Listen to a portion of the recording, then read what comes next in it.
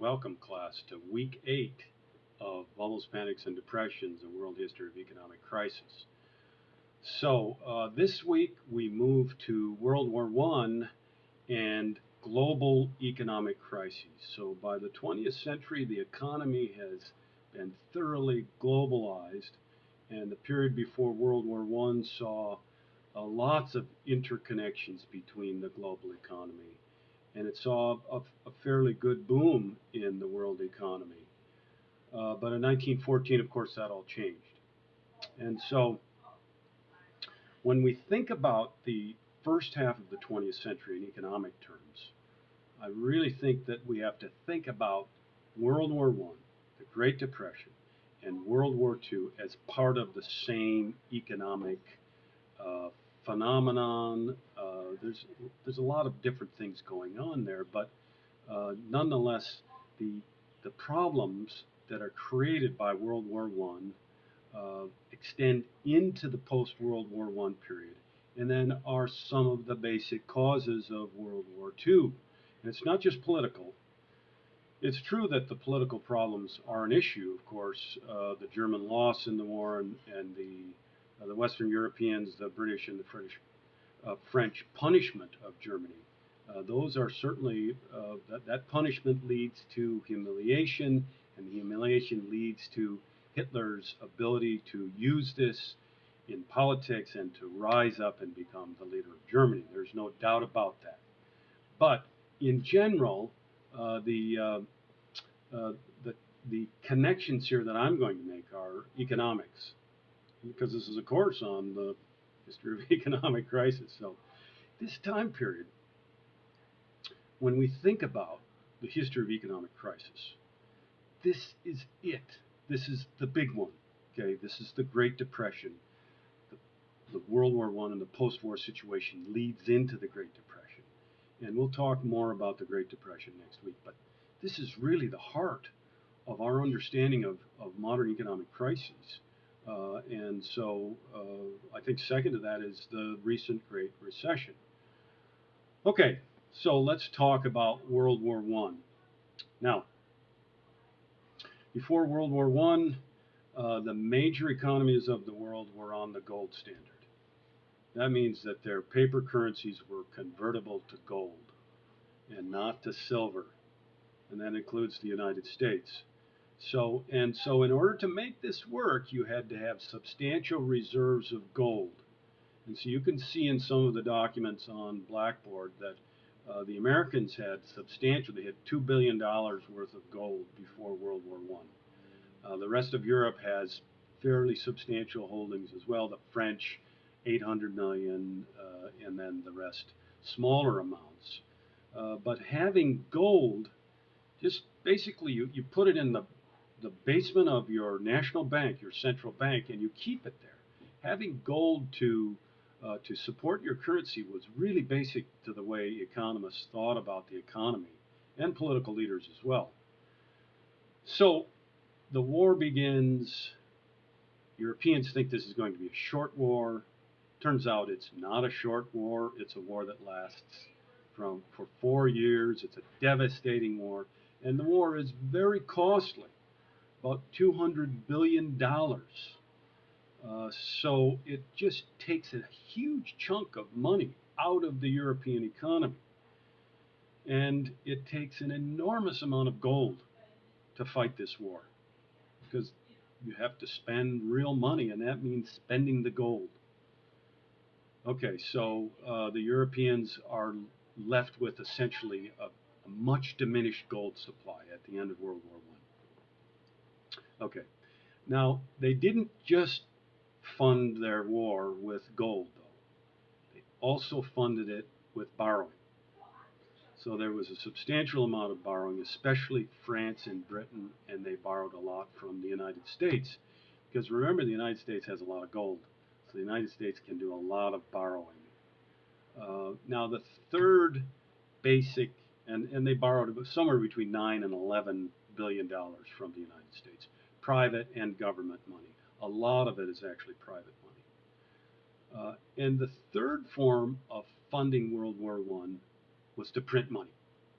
This is the easiest way to fund the war, quite frankly. And it's the way, because it seems so easy when you do it, it is also the costliest way in terms of economic health. We will find after World War I is over that the cost for Central Europe, especially for the Germans, the Viennese, the Hungarians, is incredible. You print enough money, you're going to have very, very, very, very high inflation, right? Yeah. Okay. So, um, so those things are very basic to the economics of the war. Of course, the Allies, or the French and the British plus the Americans, win the war. Okay, and so they're the victors, and the Germans are the losers. And it's commonly said that the victors get the right to terms of peace. In this case, it's absolutely true. Of course, we already know that John Maynard Keynes was early on a part of the peace negotiations in Paris that came in 1919 after the war was done. He served in the British delegation for about 6 weeks, and when he saw that things were really going to be bad for the Germans, that the French and the British really wanted to punish the Germans, he resigned. He got out of there. He went home, and he spent the summer writing a book called The Consequences of the Peace.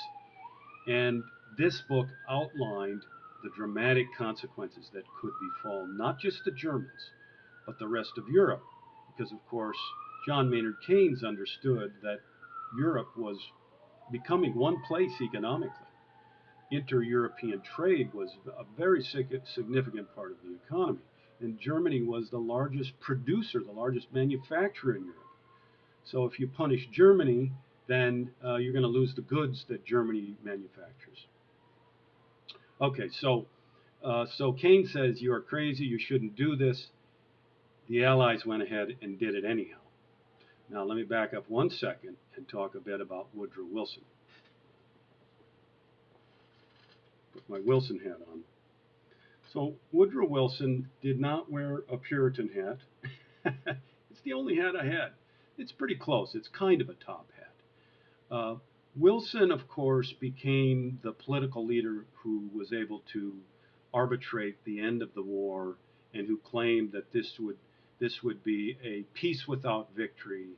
He tried to argue that the Germans would not be punished. He had a plan for post-war Europe, which he thought would prevent this kind of a war from taking place again. And so Wilson goes to Europe in early 1919 and becomes the lead negotiator of the Paris Peace Accords, which became the Versailles Treaty when it was signed in June 1919. Wilson has this idea that he can change the world, that he can, recreate the world, and he's the son of a Presbyterian minister, so he has a kind of this kind of idealistic sensibility about the world. Well, he gets his wake-up call when he goes to Europe.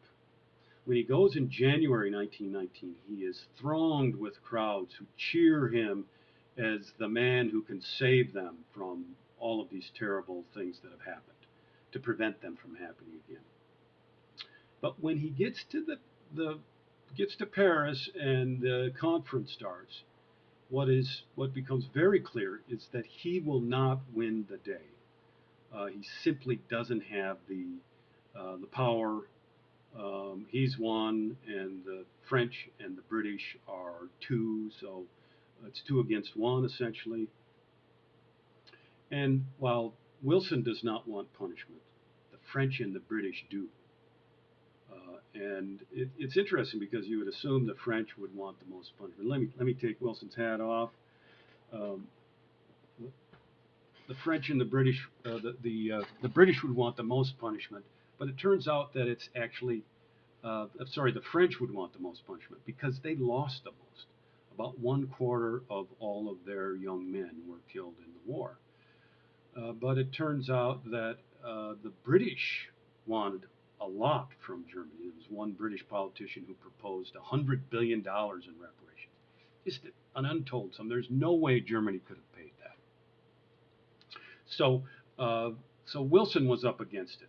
He had the problem of the European powers having not bought into his idea of no punishment. And so by the end of the negotiating process, sure enough, there was going to be punishment. The punishment was substantial. Germany lost its army, its air force, its navy. I mean, they had a 200,000 man army, but it was really inadequate to do anything at all except sort of defend the country. They had to pay reparations, which were to be determined by a commission that would meet later on in 1920. But the reparations eventually end up being about it's indexed to the German economy, so it fluctuates, but estimated $33 billion. Germany before the war has a gross national product of about $12 billion. So it's 3 times their gross national product. There's no way the Germans will be able to pay this. So, and then a clause is written into the Treaty of Versailles, which blames the war on Germany. So there it is. The Germans definitely get a big punishment, and this is one of the things that will lead into World War II. Okay, so with that, then let's have a look at the economies in the post-war period. So one of the big problems is that there's a lot of war debt. Okay, the French and the British both owe a lot of money to the Americans. And the other thing is that the Germans now are having to pay reparations to the French and the British, major amounts of money every month. And so the Germans pay reparations to the French and the British. The French and the British pay the Americans. Essentially, they pay them, they're planning to pay them out of the reparations they get from Germany. In fact, later on, they actually argue that these have to be indexed to the reparations they get from Germany. These are loans they took out that the Americans made to them, but they're now, politicians have linked the two together, reparations and debt payments. So that becomes a real struggle in the 1920s. Now, the other thing that happens is because the Europeans use so much of their gold to fight the war, that all of the European countries have to go off the gold standard at the end of the war. They simply don't have enough gold to support their currency to do business. They don't have enough to do it, and so all of them go off the gold standard during the war, essentially. But the goal would have been to get back on the gold standard as quickly as possible. And in this case, it simply can't happen because they simply don't have enough gold.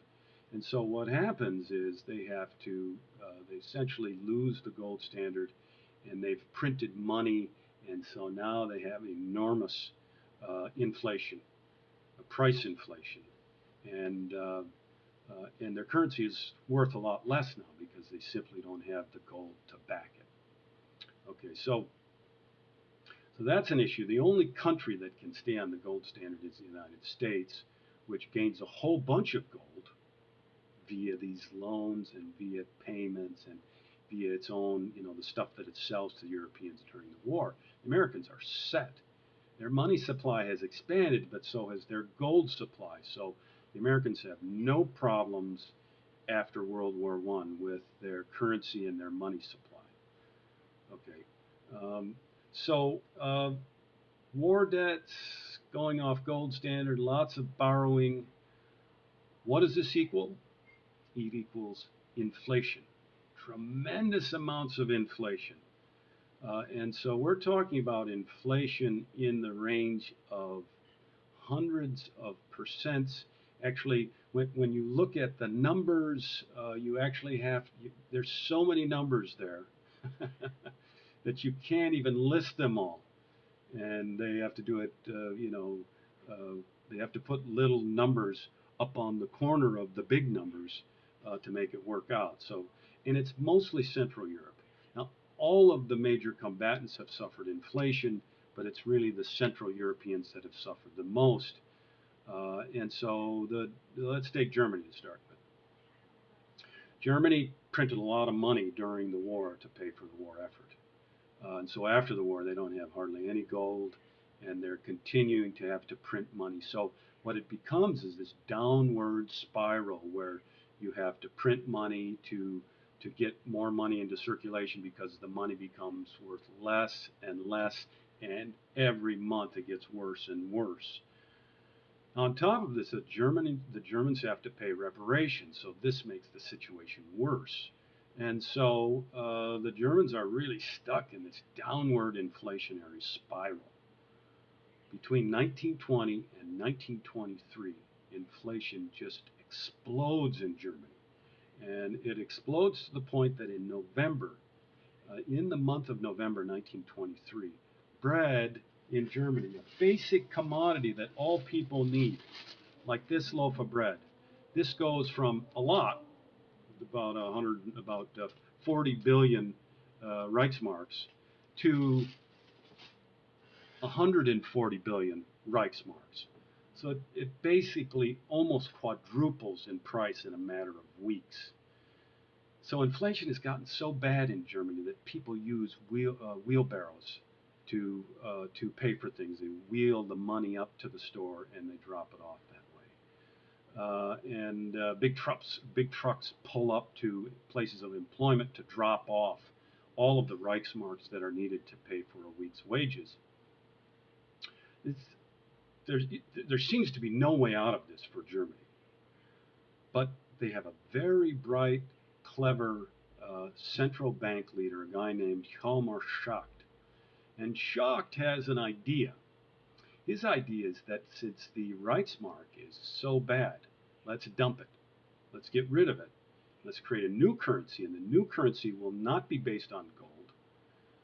It will be based on the property that is owned within Germany by private concerns, industrialists, private property holders. And so you use private property as the basis for this new currency, which is going to be called the Rentenmark. And then you print a limited number of Rentenmarks, and you set a convertibility at a very high rate between one Rentenmark and one Reichsmark. In other words, one Rentenmark is worth so much more than one Reichsmark that debts can be paid off very quickly. And indeed, this is what the German government does. They convert to the Rentenmark. Uh, People who have big debts in Reichsmarks pay off their debts with the Rentenmarks.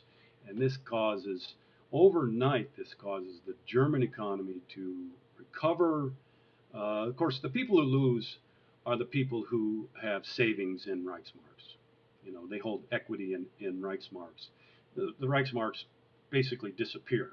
They're worthless now. They were almost worthless anyhow, but there's no recovery in the Reichsmark. It just simply you can just burn it in your fireplace.